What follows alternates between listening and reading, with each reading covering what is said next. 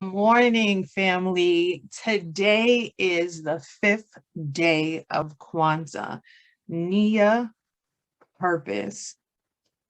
I don't even know what to say about today. And this week has been amazing. And just getting to the fifth day is even more amazing, right? So when I think about Nia, and especially purpose, I think about my own purpose, right? Each person's purpose serves to also do something for the community. So our purposes are never self-serving. They are self-fulfilling, but not self-serving. So they might fulfill me to my core. I might feel great and amazing inside, but it's really about what you're doing in your community, what you're doing in your household, that by using your purpose, that really matters. So let me give you a definition of what NIA purpose is for Kwanzaa. NIA recognizes purpose, the focus on building and developing of our community in order to restore our people to their traditional greatness. And that is so amazing because when we hear about the greatness that we as a Black community have had in the past, when we think about Black Wall Street, when we think about other areas that we also inhibited and that we were successful, that we had businesses, we had churches, we had banks, we had schools, we had all the things that you can think of, supermarkets and stores. We dealt with agriculture. There was not an area that we did not tap into because we were a community and we had to thrive. So we had to come up with ways in which we could stay in our community and money could circulate. That's a part of our concern and our issue now, that we're not allowing money to stay in our communities and to circulate, but it's continually going out. The other part to that is that we're not standing in our purpose and our true self. And what that might look like is being in excellence, and not excellence to perfection, but excellence to the point of where you are envisioning that you are doing your best with the talent that you have, that you are not taking on so many different things that you're not able to fulfill your purpose in its truest sense. And I have, once a fault for that as well. I've definitely taken on too many things and not been able to fulfill my true purpose in all of those senses. So while people have me and they have a sense of who I am in those spaces, I am not living in my true self in that space. And sometimes we have to take a step back and think about that. We want to be living in our purpose, but in a level of excellence that when people see us, that they say, yes, that's the person that I want to be a part, instead of I'm not sure. They always have a lot going on, so I don't know if they're going to be able to do what we need them to do. So just continue to think about that on today. We hope you enjoy the rest of the sessions today, and you join us for the rest of the week. Bye. Have a good one.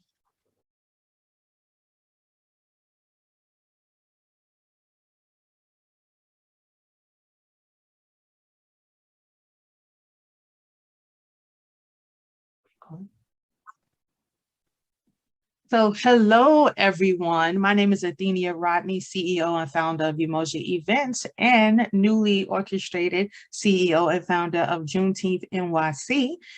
We are glad to be here on today as we are celebrating Kwanzaa and we are celebrating and highlighting our beautiful entrepreneurs in our community. And we're going to just jump right in and get started. We really appreciate you for being a part of the day thus far, and we look forward to you continuing to be with us for the rest of the week as well. So I have with me on today Miss Sabrina Jean Baptiste. How are you doing? And welcome. I'm great. Thanks for having me. Awesome. We're glad to have you on. This is really has been an amazing week talking about a lot of things and how we can change our mindset to go along with the principles of Kwanzaa. And last year, all that we were doing kind of centered around Kwanzaa principles. And we're looking forward to continuing that as we are going to our 501c3 with our Juneteenth NYC business. So really looking to use the principles of Kwanzaa And so, with all of our interviews that we are asking all of our entrepreneurs, what principle do you think your business or yourself best represents?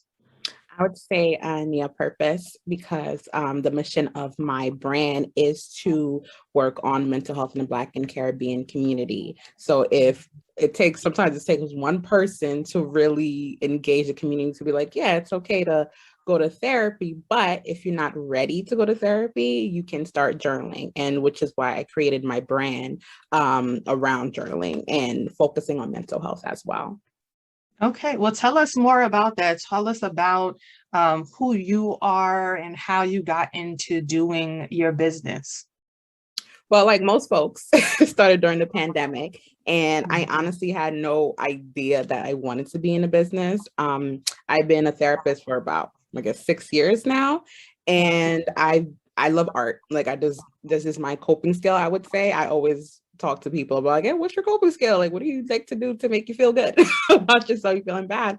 And some folks will ask me like, oh, do you sell these? I'm like, no, I just do it because I need I need to do my art.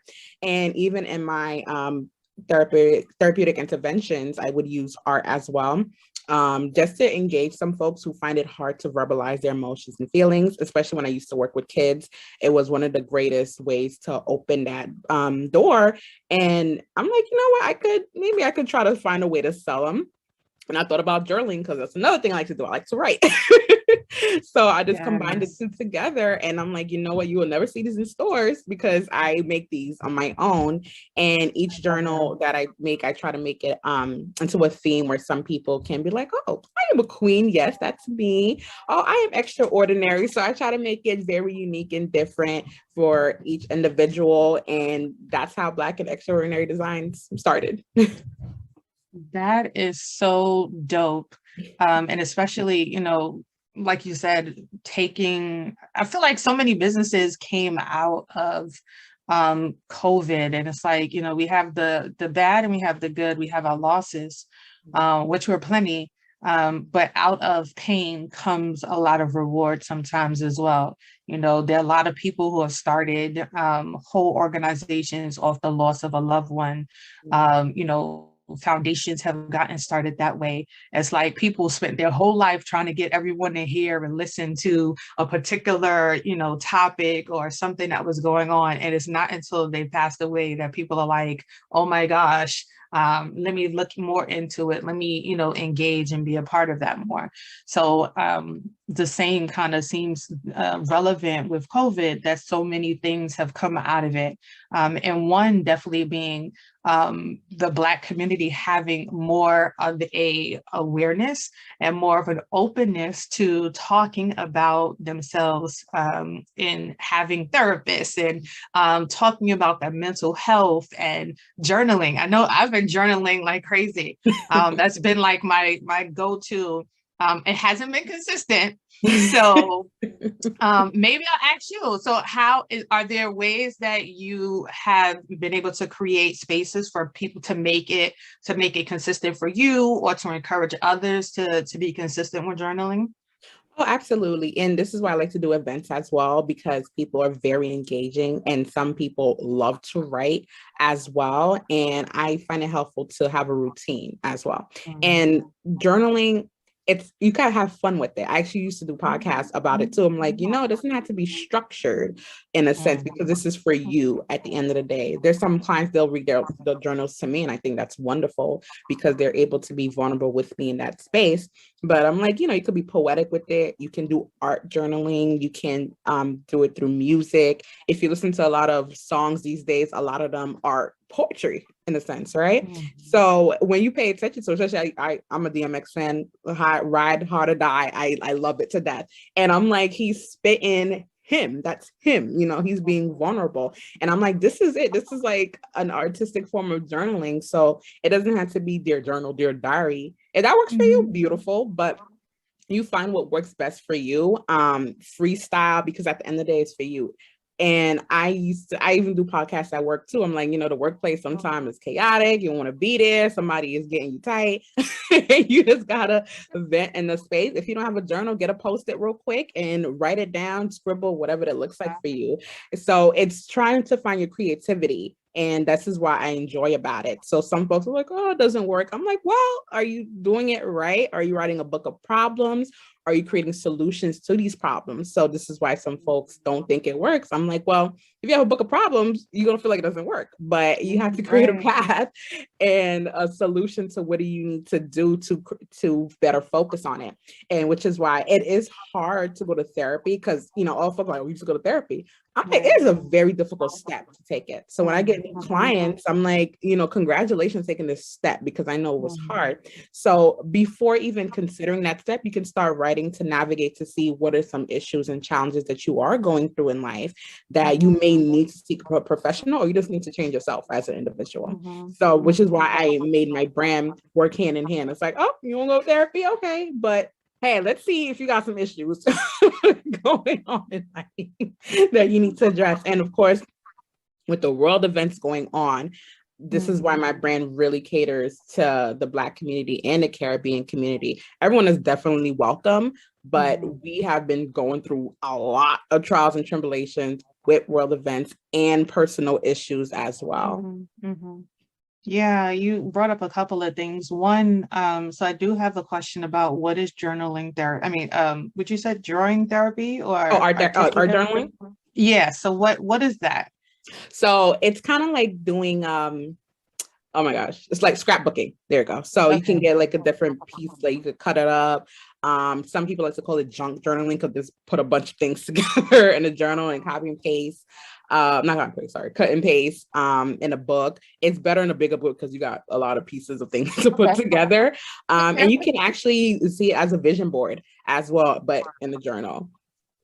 Okay. Yeah. As soon as you were saying that, that's what was coming to mind to me. I was like, interesting to do like a vision board on a regular basis. Like, what would that look like? How would that feel?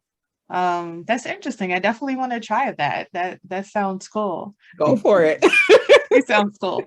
Another thing that you brought up was about people coming to you, right?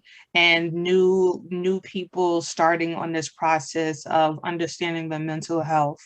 How have you felt or what feedback have you heard? Because I know for myself, I've been going to therapy. I think I started in college, so maybe 20 years ago. And then I stopped because I felt like there was a cultural difference for me. The people who I was going to, they didn't understand me. I had to it was always like a, woo-saw, and it wasn't never any empathy because it's like they couldn't understand my plight. They couldn't understand what it was like to be a mom, an entrepreneur, a wife, a sister, a daughter, and all of the pressures that come with that in a different scope, and to be Black and to be a woman, and to just have those kind of isms that kind of are on you.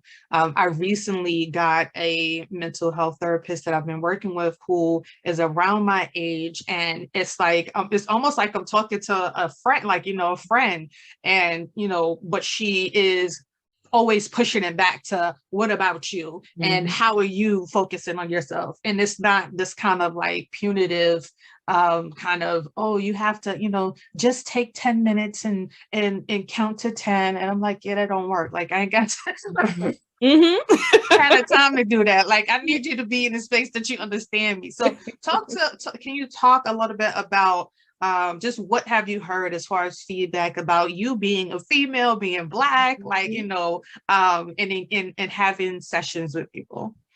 Well, most of my feedback honestly has been pretty positive because a lot of the potential clients come to me because I'm a Haitian Black woman therapist. And believe it or not, it's hard. It is very hard to find one out here. And so sometimes they're like, are you Haitian? Because they'll see my last name, like, yeah, I'm Haitian. That's me. I'm not married. That's me. And it's true because the culture, it's different, it's different at the same time with other cultures, but a Haitian to a Haitian, you get it. So some people need that. And they feel more vulnerable and open, and they'll open up about their old experiences too. And I'm like, yeah. And honestly, even if you're not of the same culture, it is important to educate yourself as well. But it makes a difference when you have similar backgrounds as well. So I'll get a lot of feedback like, oh, thank God you're Black. Oh, thank God you're here. And it's been wonderful. And honestly, I always leave an open door policy too with many of my clients. If you're not comfortable with what I'm saying, you're not comfortable how the session is going, please let me know, because we only know so much at the end of the day. And I always advise that to people too, and other clinicians, because they, they feel a way like, oh, this is the doctor or the therapist, so they must know what they're talking about.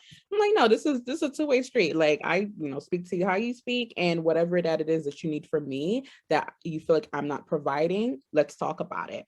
And this is why some folks think therapy don't work. I'm like, it's trial and error. Sometimes it's not the first one, it's the third or the fourth one until you get there, because not everybody's a good fit. And I've been there. Like, it doesn't mean I'm bad. It's just there's not a good fit either. And some people tell me like my face expression. And I'm like, well, I'm not made of stone, so my face will from time to time will make some weird faces. But some people do feel vulnerable about that. I'm like, I do apologize. I really do try to work on it, but it's difficult for me. But others, they like that because they like, call me out. Like, let me know when I'm not doing what I'm supposed to be doing. And I'm like, you're don't human. worry. Like, you're human, right? Like, you can't, if you want to talk to a stone, like, get a pet rock and put it there. And that's the thing I remind. I'm like, listen, at the end of the day, it's a career and a title. So I'm me. I'm like, this is how I am 24 hours, 7 days a week. And I let them know at consultation time too. And they're like, yes, this is who I need. And it works out great at the end of the day. But you'll get some people that's just not ready. And that's fine. That's completely fine. Some folks think therapy is supposed to work within like 2-3 weeks. I'm like, no, I wish that was the case. I could just wave a wand and all your problems go away, but that's just not it. And that's fine too. At the end of the day, once again, you have to really be mentally ready to be challenged in that space and be vulnerable to other people. So I never take offense to it. I don't take it personally. It's a hard step. It's a hard step, but those who stick it out, I congratulate them all the time. Now, I know you mentor, or should I say, you have you offer therapy to others. Do you yourself attend therapy as well? I actually graduated from therapy over the summer. I feel like she was ready to get rid of me. No, I love it enough though, because I think I just felt so comfortable with her. And I was like, girl, you good. This is time to go, because we can't tell you when it's time to go. But I came to the space like, you good. You good. Like, you're good. But I don't know what is it about her, but the first session I let it all out. I was like, oh my God, like, yeah, I don't know what's going on. And I find that it is important to have a therapist as a therapist too, to fill in the seat of a clinician, of a client, I should say. So it works both ways. So I know how it is to be a clinician and a patient as well. And I think it's wonderful. Therapists need therapists too. We're taking in X amount of stories a week. Like I have a case of about 30 a week. Wow. So I needed it. But you know what? It's wonderful. There's literally nothing wrong with it. And that's one of the stigmas that I want to work on to end. And of course, not going to be completely, but if we could decrease it dramatically, especially in our community, I think it would be a wonderful, wonderful thing. And it's literally, there's nothing wrong with getting help at all. Even though we are, it's just this thing that we have to like, oh, we need to have it together. It's like, no, we don't. Trust me, when I need help, I call for help. Exactly. But it's the mentality that we have to hold it down. And then the pressure becomes so much that you just lose it. Right.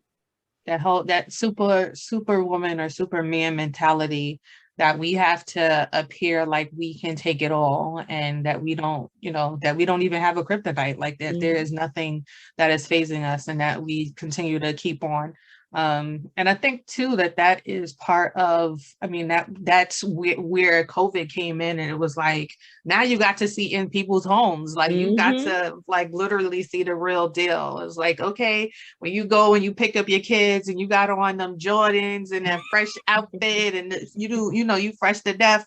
But now when we was in COVID and everyone had to be on camera for our kids to be in school, you see, piles of clothes in the background. You see, kids walking around with no clothes on. Like, you're like, oh, okay, this is a different experience. But it's like, it helped to bring down the facade that we all have and that we carry about ourselves, about our business. I remember when I did Juneteenth during COVID, my hair was all crazy because I couldn't look. We had literally just finished having COVID, my husband and I. We had COVID.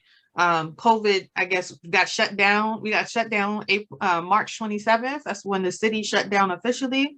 And then we had COVID April 1st. So still, when nobody knew what was going on, tests weren't really available. Like, it was, all we knew was he had a fever, and we were sitting there praying because it was like, we don't want him to go into the hospital.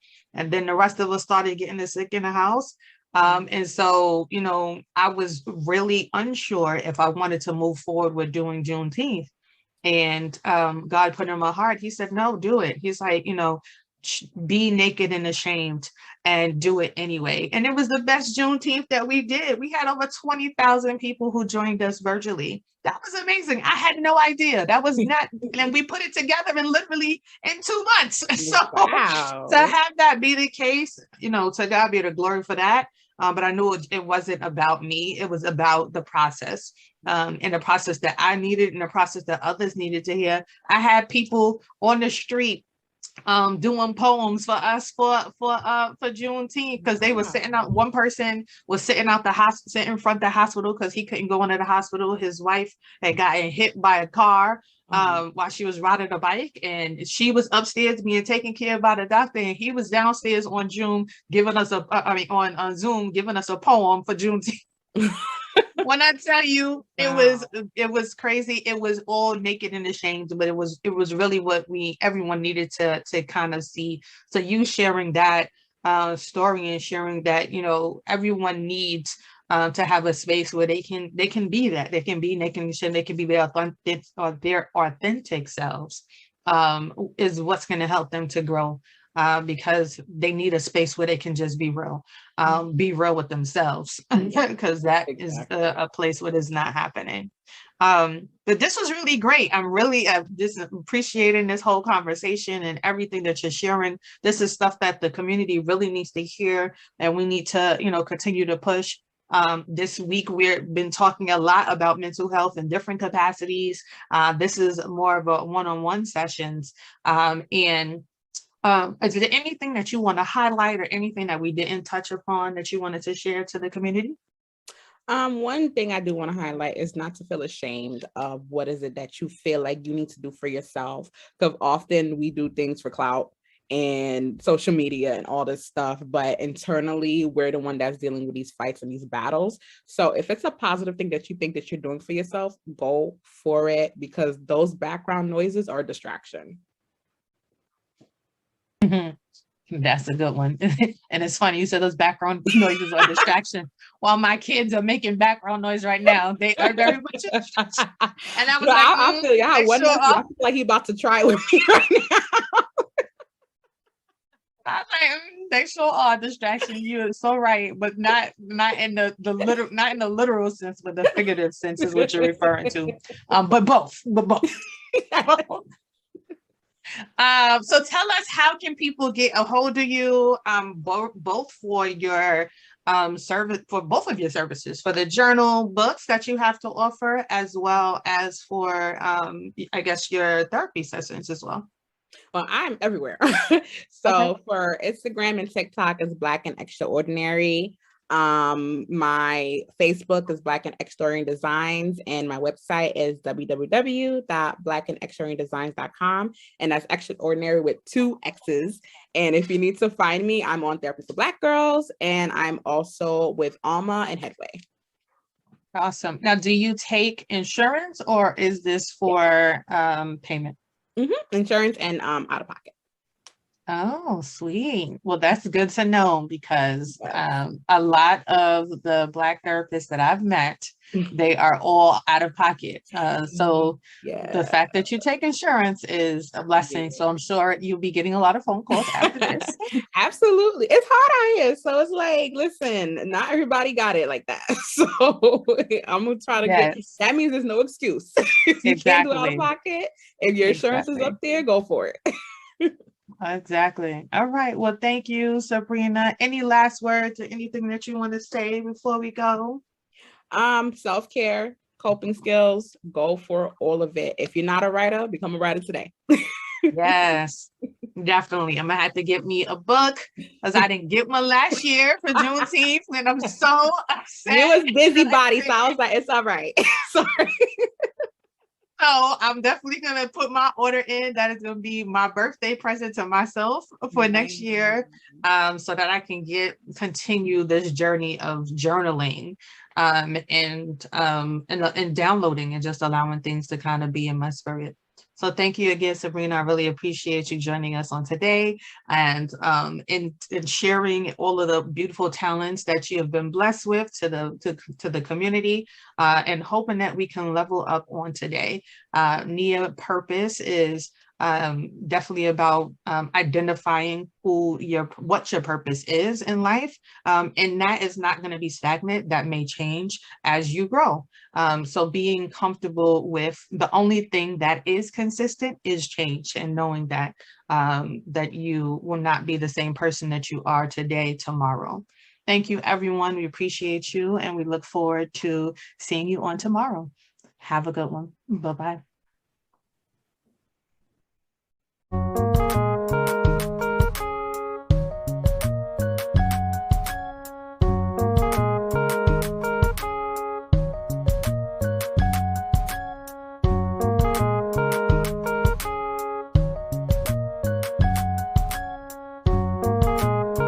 See the melanin cultivating growth through fun.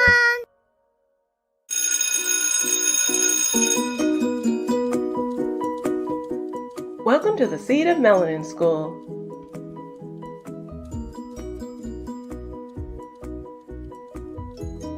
Class is in session.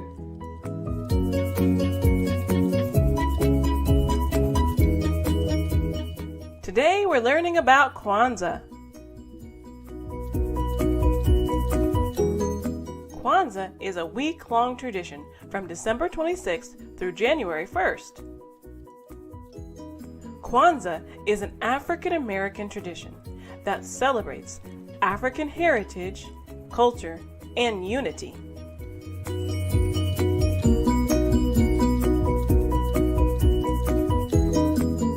Let's learn about Kwanzaa. Dr. Maulana Karinga, an African Studies professor and author, created Kwanzaa in 1966.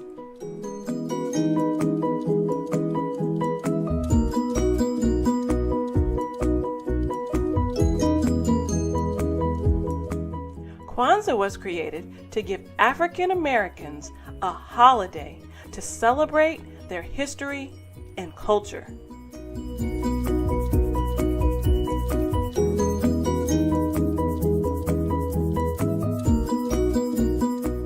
The term Kwanzaa comes from the East African language of Swahili. Matunda ya Kwanzaa means first fruits of harvest. We use Swahili to describe the important Kwanzaa symbols.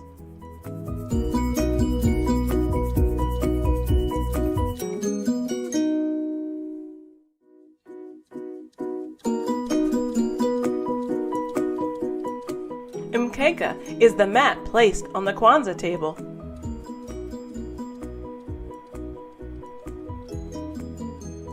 Kinara is the candle holder that holds the red, black, and green candles. Mishima Asaba are the 7 candles. Each candle represents a Kwanzaa principle. Muhindi are the ears of corn for each child in the family.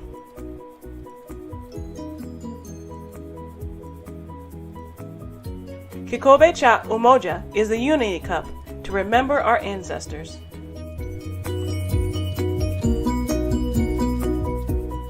Mazeo are fruits and vegetables symbolizing the harvest celebration in our community.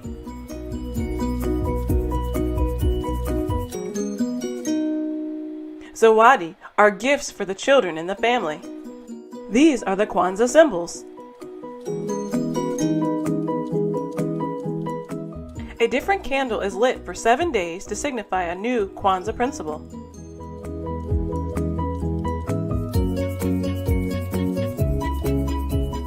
The first day of Kwanzaa is Umoja, unity, working together as a community. The second day of Kwanzaa is Kujijakalia, self-determination, defining yourself and speaking for yourself. The third day of Kwanzaa is Ujima, collective work and responsibility. As a community, we work to solve our problems together. The fourth day of Kwanzaa is Ujama, cooperative economics, building up our own businesses and generating wealth in our community. The fifth day of Kwanzaa is Nia, purpose, to find what you love doing to uplift and empower your community to greatness. The sixth day of Kwanzaa is Kuumba, creativity, making our community beautiful with our talents.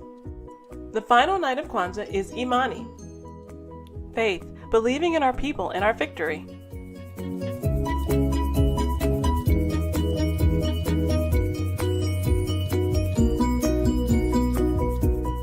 The 7 days of Kwanzaa.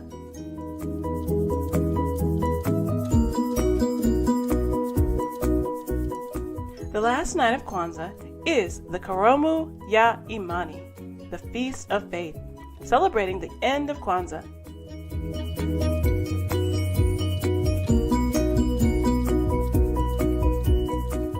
After eating dinner, libations are poured from the unity cup to honor the ancestors. Families play African drums and dance to celebrate Kwanzaa. The red, black, and green flag, or bandera, is proudly displayed to celebrate African heritage.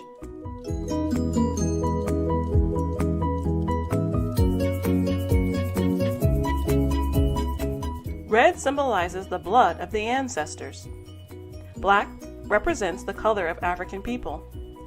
Green signifies the land of Africa. Kwanzaa is a powerful tradition to uplift and empower our communities. Will you be celebrating this year?